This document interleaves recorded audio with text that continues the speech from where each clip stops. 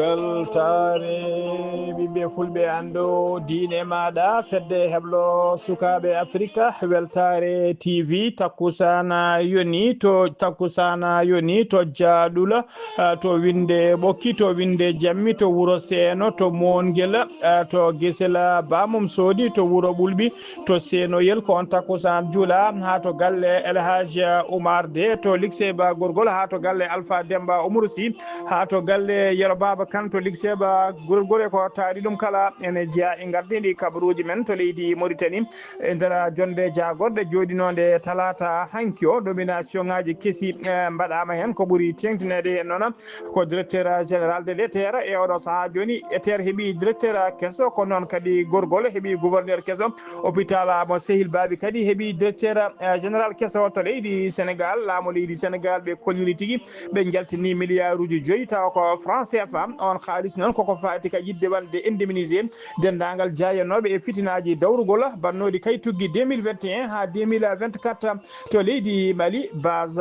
aérien numéro 102 mo Ségou ɓe keeɓi tigui centre kesso taw ko centre d'intervention rapide fabade kaya e kala saaha so tinama jeeyaji tawi ko catastrophe naturel e nder leydi he kedde Afrique fonno wonde ko musidɗo men Alassane Oumar Mbodj gonɗo e jillu mum e oɗo saaha joni to Sarandogu habaruji men jolam jaɓeri ma jaaha to leydi Allemagne to leydi dolaci tenduɗi Amérique to Arabie Saoudite to leydi Palestine ha to leydi Ukraine bisimilla mone ketti hotodirte joni joni piren pacciren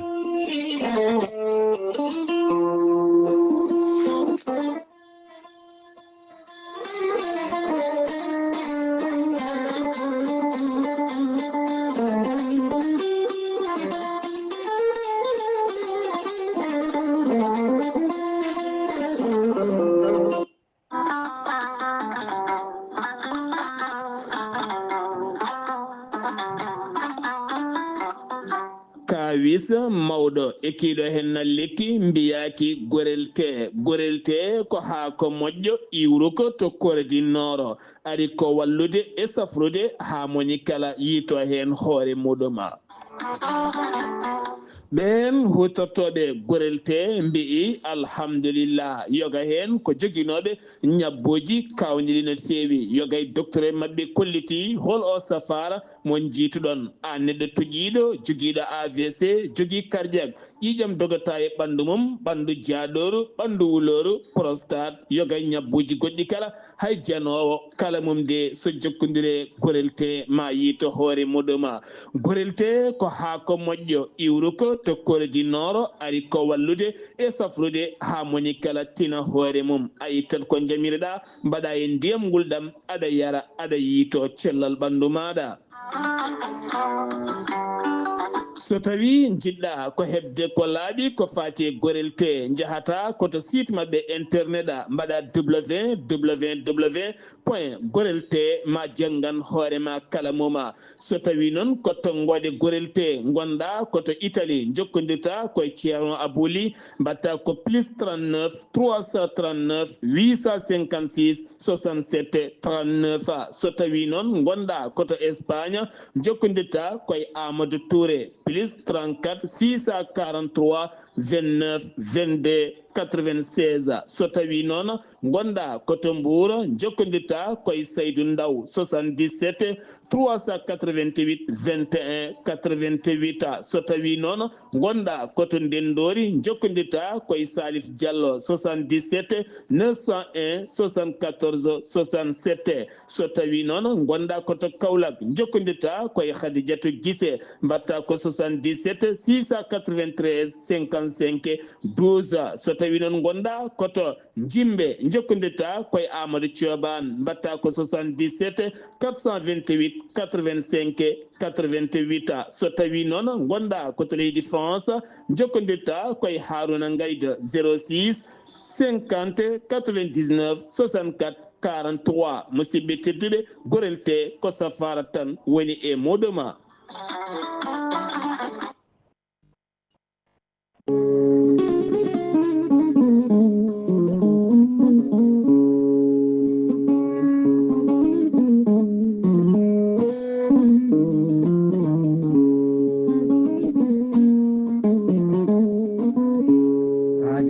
salade adi ɗum fulfinaɗe salade aadi ɓuri firtude aadi ceerno Amadou Tidiane Diallo gorko mo melga wuro jinneji wi ko firtata aadi mo aadodiri jande weltare ɓiɓɓe fulɓe andu diine maɗa weltare TV.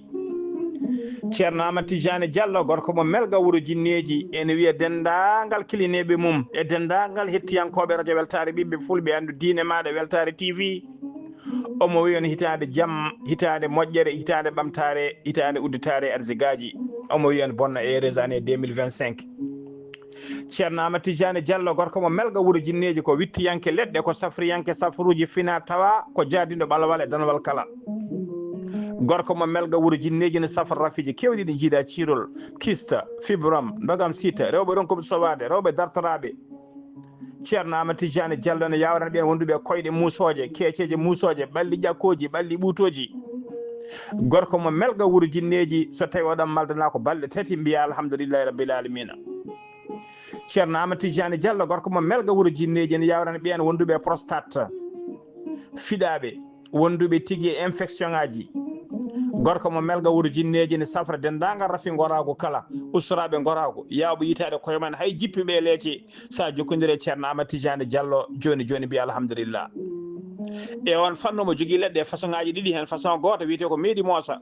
moosa a modat hen seeɗa walla jara joni joni mbiya alhamdulillahi rabbil alamina.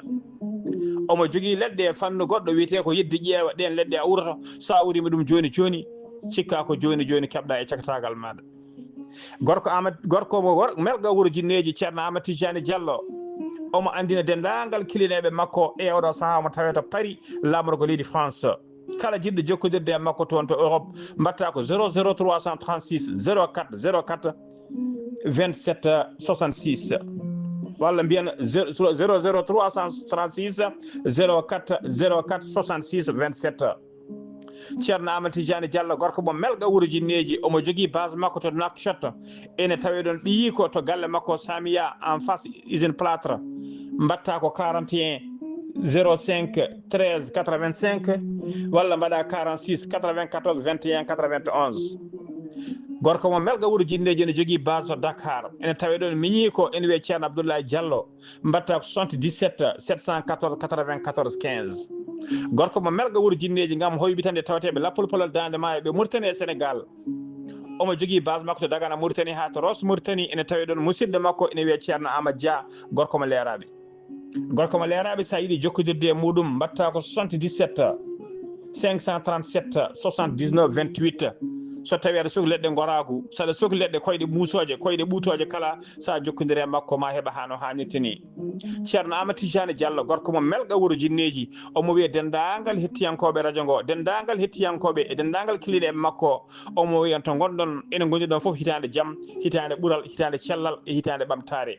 kono noon kadi dendagal gorel te direction gorel te no didorno ceerno Djiby Sy e dendagal waɗoɓe publicité ji men ene mbiya dendagal kilineɓeɓe e dendagal hettiyankoɓe radio ngo kala oɗon mbiya hitande jaam hitande malal hitande ɓamtare allahumma amina.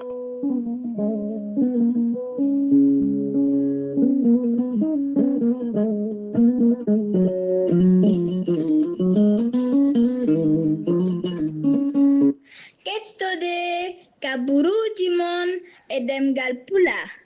Afrique, Asie, Europe, Amérique, Moyen-Orient, Océanie.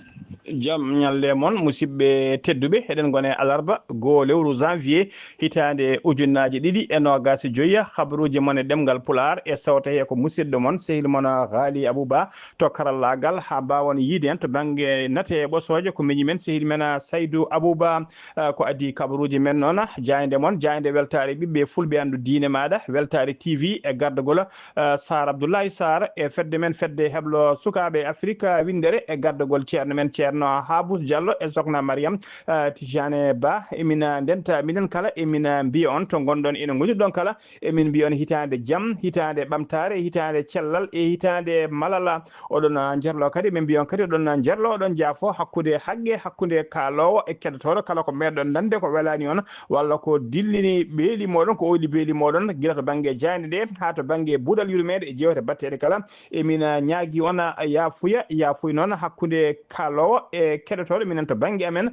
min jerlima min jaafima ko suudi e ko feeñi kala eɗen ñaago Allah kadi Allah dokkude en fartange tawtorede daroɗe ɗeɗo hitade nde o rokkaten kadi fartange tawtorede mayirde mayre tawa eɗen gondi e cellal allahumma amina habaruji men e ɗemgal pular to leydi Mauritanie pudorɗen jonde jagorɗe jooɗi noon ñande talata capantati e goho lewru bowto hitade ujunnaji ɗiɗi e nogas e nayyi jonde nde noon addani ɗum joɗade ñande hen nde fonno joɗade ko alarba hande o kono addaniɓe joɗade ñalawma hanki o ko tijjadeɓe ñalawma hande o kay ko goho lewru janvier ko ñalawma foftere woni férié ko ɗum addani jonde nde noon watta talata hanki e nder jonde he noon nomination ngaji kewɗi mbaɗama hen to banggue justice e to banggue ministère de l'intérieur to banggue ministère de la santé to banggue ministère de l'énergie du pétrole et to banggue ministère de l'équipement et du transport ɗiɗo ministère uji kala mbawi hebde nomination ngaji kessi e nder muɗum so tawi koto banggue ministère de la justice to noon noma toon ko juge Ahmed Val lesɗan on e nomama oɗo saaha joni o waɗama directeur des ressources humaines wonande kay oɗon ministère so tawi koto ministère de l'intérieur woni e nder ministère kalfinagal ko fate e nder gueɗe nder leydi e jaccingol laamu toon noon ko ɗiɗo nomination ngaji kesi woni baɗaɗo toon biyeteɗo Mohamed El Mokhtar wul abbi gonnoɗo gouverneur mo Trizamour e oɗo saaha joni kañum fekta o laatima e ñalawma hande o gouverneur mo gorgol so tawi noon ko biyeteɗo Ahmed Wul Sidi Ebba gonnoɗo gouverneur de gorgol e oɗo saaha joni o fektama ñalawma hande o mo tawe toon o laatima gouverneur de Trarza so tawi ko biyeteɗo Mohamed Wul Ahmed Mawlud gonnoɗo gouverneur de Trarza oɗon nawama to Tagan so tawi ko Tayiba Wul Mohamed Mahmoud gonnoɗo gouverneur de Tagan kañum joni fekta ko toon Trizamour ko toon o watta gouverneur so tawi ko nomination ngaji mbaɗaɗi toon to ministère de la santé hôpital régional mo Sehil Babi ɓe keeɓi directeur kesso o wonnon noon oɗon directeur noon wiyete ko docteur Dema Abou Harouna o lomti noon ko gonnoɗo directeur o biyeteɗo Taleb Mata Moulana Salem ko kañuma o lomti e oɗon poste so tawi koto ministère de l'énergie du pétrole itta oɗon saaha joni noon nomination mbaɗaɗi toon ko biyeteɗo Mohamed El Mokhtar Ahmed Mahmoud on e nomama directeur général de l'électricité et de l'énergie renouvelable ko kanko noon wonno conseiller directeur général Somalek so tawi noon ko société biyeteɗo Somir woni société mauritanienne de l'industrie et de raffinage noma toon e oɗo saaha joni waɗa toon directeur général ko Fall Khayar noon ko kañum wonno directeur général ETER so tawi noon ko ministère de l'équipement et des transports société biyeteɗo ETER woni établissement des travaux d'entretien routier noma toon oɗo saaha joni directeur général ko biyeteɗo Mohamed Mahmoud Wul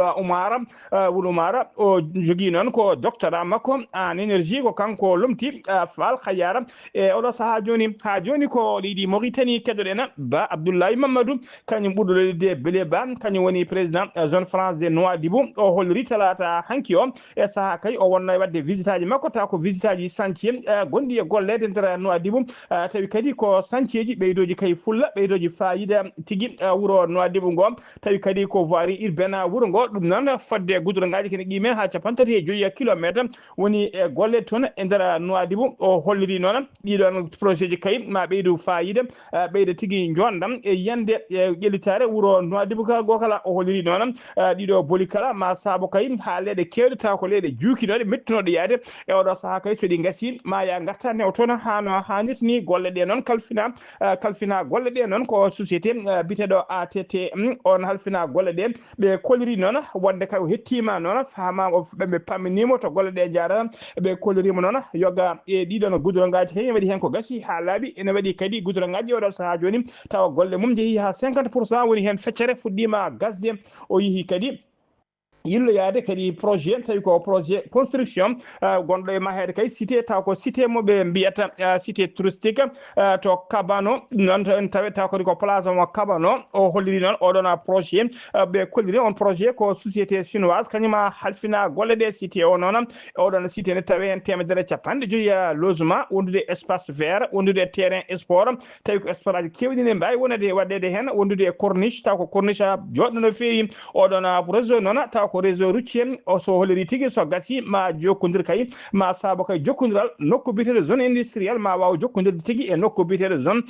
touristique ha ya garta ɓeydo newade hen no fewi kala kadi e ɗum kadi ɓeyda e ɗum ɓeyda kadi jondam e fayida wuro Nouadhibou ngo hano hannirta ni honon holliri kay Ba Abdoulaye Mamadou ɓurɗo lelidde Bélé Ba kañum woni président zone France de Nouadhibou ha joni ko ɗiɗi Mauritanie keɗoɗen Eliwul Verika Eliel Verika noon kañum woni ministre de l' équipement et transport mo leydi Mauritanie o holliri talata hanki o capantati e goho lewru décembre mayni ndu wonde kay golle ma gol pont taw ko pont échangeur to tawateɗo to Aïcha Kane o holliri tigui taweteɗo kay e nder commune mo Tayaret ɗo Nouakchott taw ko Nouakchott banggue o Nouakchott Nord o holliri tigui walde golle ɗe gasi ha laaɓi ceera oɗon pont échangeur noon ko hoorejo leydi Mauritanie Mohamed Cheikh El Ghaznawani kañum fawno tuufere arwanide ko fate mahgol pont ɗum wonno ko guila juin 2021 golle ɗe noon e saaha kay tuufere arwanide fawnode kay projet wonno tigui golle ɗe kene gasa kay e nder lebbi nogas nayyi woni en 24 mois 2 ans ko ɗum tigui holliri noon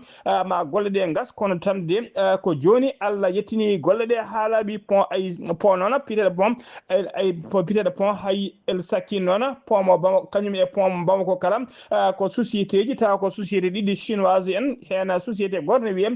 Poli Shanghai société goɗɗo on société Poli Shanghai noon ko kañum halfini noon golle rond point tigui Bamako so tawi noon ko golle oɗon point échangeur to El Sakin on ko société biteɗo Luanda tawi ko ɗiɗi fof ko chinois ji kañum kalfinino ɗiɗon golle tawi projet o kadi walla jaaru golle ɗe ɗiɗon pommuji ɗiɗi ko temet tati e nogas jeeɗiɗi million taw ko haalis goya e limore hesere nde woni 327 millions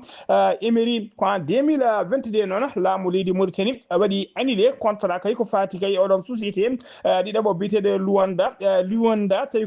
tawi noon on société kañum halfini noon golle mahagol oɗon échangeur to Aïcha Kane to on noon waɗa annulé caggal kay teskede caggal nde laamu ngu teskii kay ɓe keeɓi retard tawi ko lebbi kewɗi no fewi ko nden tigui société o walla golle ɗe itta juuɗe mabɓe ha laaɓi golle ɗe noon lomtina e golle ɗe société Mauritanie naɓe biteɗo Al Naja on noon ƴettiɗo golle ɗe ko guila ñande 11 lewru janvier hitande ujunnaje ɗiɗi e nogasi ɗiɗi woni 11 janvier 2022 ɓe kalduno e laamu ngu noon kamɓene koɓe gayna golle ɗe kay ha laaɓa ñande nogasi nayyi février 2024 kono noon teskaɓe de ko ñalawma hanki o golle ɗe gasi ha laaɓi ha joni ko ɗiɗi Mauritanie keɗen directeur général hôpital régional mo Sehil Baɓi ɓe keewi directeur général kesso gardinaɗo hôpital o ɗum noon kay ko caggal kay gonnoɗo directeur o ɗe teska kay welsinare mum ha auto ji taw ko ambulance uji ponnoɗi labde ceer kay e kala saaha nawoji ɓe yemɓe cellani nde teska tigui ɗina auto ji batti ko rufroyede poubelle aji e kurjutaji hôpital o woni ko wiyete déchets médicaux caggal noon nde yimɓe diwan o kolliri hen mette mumen no fewi ɗum tigui saabi ha gonnoɗo directeur o ittama e oɗo saaha joni ɓe keeɓi directeur kesso ma en ketto cimtola musidɗo men sehil men correspondant men hono Zacharia Dia tawteɗo toon to Sehil Baɓi Zacharia Dia assalamu aleykum wa rahmatullah.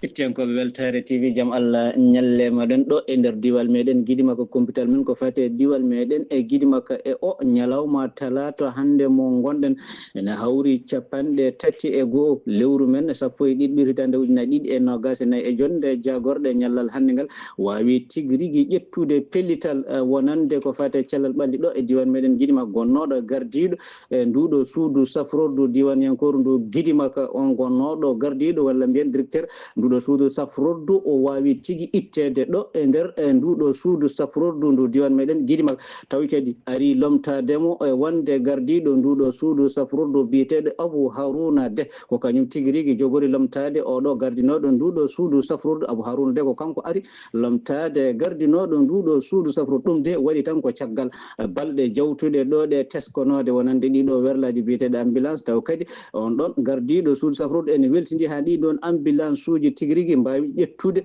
ko wiyete balisaji walla kurjuraji ene mbaɗe e ɗin ɗon ambulance uji ene beddi e nate muɗum ɓosoje jalti mbawi sarade e nder réseau sociaux ji ɗum noon ɓesgule leydi diwan guiɗimaga mbawi hollide hen mettere muɗumen ha tigui wawi yettoyade jagorgal kalfinagal ko fati e cellal ɓalli nelinoga seti mum timmuɗo nde arata wadde hen holkiso beele ɗum koko tabiti walla tabitat ɗum noon e oɗo saaha hande oɗo ñalawma talata pellital ƴettama e jonde jagorde nde wawde ittudemo ɗon kanko gonnoɗo moɗo gardiɗo suudu safroddu ndu diwan Guinée Maka wona hôpital régional mo Seliba o ittama e golle makko e nder nduɗon suudu safroddu taw kadi en ara lomtademo biyeteɗo Abou Harouna De noon en ñaguima genude waɗata hen sutura ha cellal ɓalli tigui rigui wawa yarude yesso e nder diwal meɗen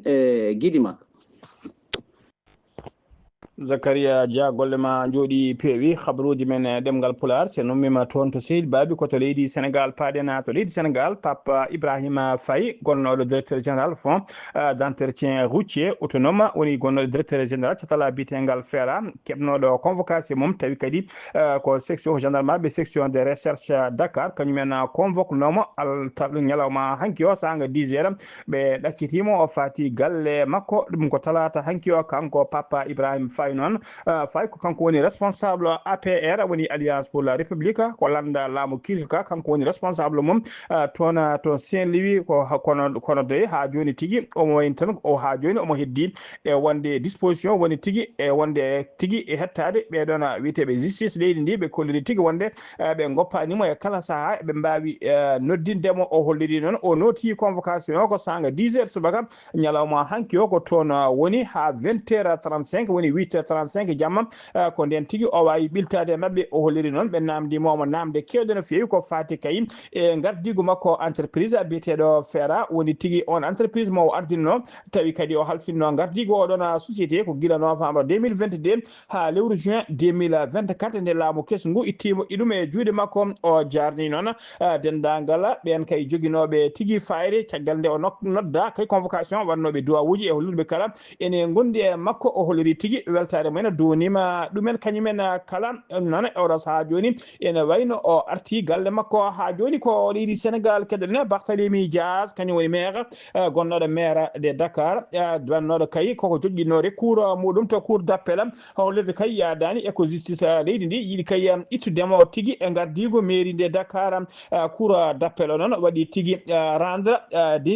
décision muɗum woni tigui waɗi rejeté recours makko mo hollirnomo avocat ji makko joƴƴino to no cour d'appel waɗi ɗum rejeté wayno tan ene firta tan wonde cour d'appel ene yaadi e ñawore fawande dow makko kay ittudemo ha laaɓa ko fati e gardigu mairie ndi ene wayno kay oɗo saaha joni kanko Barthélémy Dias o perdi oɗon bataille ko wiyete bataille judiciaire ene wayno o perdi ɗum ha laaɓi ɗum noon ko caggal kay nde ɓe piltuno lefol nde ɓe mbakkitno kay lafol tawi ko lefol sarɗiyankagal o wakkino joni kadi ene wayno ɓe datti daddogol makko mairiyagal ardade mairie de Dakar ha joni ko leydi Sénégal keddoɗen gouvernement woni laamu kessugu leydi Sénégal e gardugol Bassirou Diomaye Faye e Ousmane Sonko ɓe mbawi yaltinde milliard uji 5 woni 5 milliards francs CFA on haalis noon ko yidde wadde indemnisé ɓen tawi tigui ko waranoɓe e barmunoɓe gañinoɓe kay e fitinaji tawi ko fitinaji dawrugol bannoɗe kay tuggi 2021 ha 2024 wadɗo kay waɗi kay fodde yimɓe kene ɓuura yimɓe sappo woni fodde kene plus d'une dizaine wasnoɓe hen pittali men waɗi kadi barmuɓe hewɓe no fewi amnesty noon waɗama caggal ɗum beele kay dendagal ɓen ɓe juuɗe men moddi kay ɗiɗon wargoji ene mbawa yafede kaɗon haala fiye hello e oɗo saaha joni laamu kesngu kay yidde mum ko firtude on amnesty ha soro ladde dendagal ɓe juuɗe men moddi hen mbawa darade yesso ñawoɓe ɓe ɗum noon saabi ha ɗiɗo 5 milliards jaltina waɗande kay wadde tigui indemnisé woni tigui ɓosorde wonande kay guila mayraɓe hen ha e gañinoɓe hen kala ɓe kolliri ɓe kolliri kay wonde kay ɗum noon tugui tigui ko ɓe ko excès wonde kadi excès détenu woni nangganoɓe ne coka hen tawi kadi ko addi ɗum tawi adduno ɗum ko tugui kay ko wiyete tigui fitinaji saaha dawrugol ɗum noon ko guila 1er février 2021 ha 25 février 2024 comité noon tawi ko comité interministériel ta fama on comité noon kañuma halfina kay ko fati peccugol ɗiɗo 5 milliards ha tigui poɗɗo hebde haqqi mum foof heeɓa hen hano hannirta ni ha joni ko leydi Sénégal keɗen police ɓe commissariat central de Saint-Louis ɓe kolliri tigui wonde ɓe jiiti ɓe pirti réseau taw ko réseau molateɗala darnoɓe ko fate trafic drogue ɓe teɓima hen sagataɓe ɗiɗo dartornoɓe oɗon trafic ɓe tawri ɗumen ne jogui kiloji 4 taw ko drogue mo hinde yamba ko police ji noon wonɓe less yimani commissaire Mamadou Lamine Diallo kañumen teeɓi ɓeɗon trafiquant en nangaɓe ɓe noon ko hen goto goto wiite ko a ene yette ka goɗɗo o fuɗɗir inde mum ko Alkule SM ne yette so ɓeɗon kala oɗo saaha joni eɓena coka eɓe paadi ñawore mabɓe ha joni ko ɗiɗi Sénégal keɗoɗen jamma hanki capantati e goho lewru décembre 2024 nde yeehi tigui ha kay ala ha minuit tigui woni kay hitande 2025 nde naati pettaraji kewɗi woni tigui ko sukaɓe kewi walla mawɓe kewi huɓɓude kala saaha ene petta dow pettaruji gam hollide weltare men e darde hitande nde kaye ɗum saabima noon ha saabima cuumu guna cuumu noon ɗum waɗi cuumu tigui ha cuumu hôtel biteɗo espadon mo saaɗi wawi sumde hen e nder oɗon hôtel tibaji nayyi gonɗo nder hen sumi tigui ha wonti doni hay goto noon mayani hay goto gañaki hen saabu kayi ene teska hôtel o e oɗo saaha kala ko dartinoɗo gollade ko ɗum saabi hay goto wasani hen fittandu muɗum ha joni habaruji men ɗemgal Pulaar seno mbima to leydi Sénégal koto leydi Mali paaden centre secondaire de sauvetage mo Bamako kesso waɗama inauguré ñande altine ɓennuɗo capantati lewru décembre 2024 base o noon walla on centre noon tawe to base aérienne 101 mo Ségou tawi ko base armée de l'air leydi ndi oɗo centre noon woni tigui mujibu muɗum woni mujibu mum tigui ko yidde mujibu mum ko yidde ɓeydude tekkinde nden ka ekkisala leydi ndi jaaru golle ɗe ma ngol kay oɗon centre ene guime ha te 430 millions ene fawi 493 francs CFA woni mujibu centre o noon so tawi kay waɗi ko wiyete catastrophe naturelle ko wayno tigui cumuji walla ko wayno yoolede so waɗi tawa ɓen wiyeteɓe intervention rapide policier ji walla dadiɓe e heblaɓe e oɗon fannu taw ko intervention rapide woni tigui wawɓe kay yaccade ko ɓuuri yaccade notoyade e ɗiɗon catastrophe aji taw eɗen mbawa tawede e nder oɗon centre dendagal noon équipe aji wiyeteɓe équipe aji d' intervention et d' intervention kala wondude e secours en kamɓe kala noon ko ɗon tigui wonata point mabɓe de rassemblement et point de départ ko ɗon ɓe pottitta dendagal noon intervention ngaji koɓe mbaɗa ko ɗon ɓe mbaɗirta départ mabɓe oɗon centre noon o maha tigui koye boowal manggal tawi wertago mum woni superficie mum e guime ha temedde ha ujunnaje tati métre carré e tigui tawi ko huuɓere étage R plus 1 ko kañum woni ko waɗa hen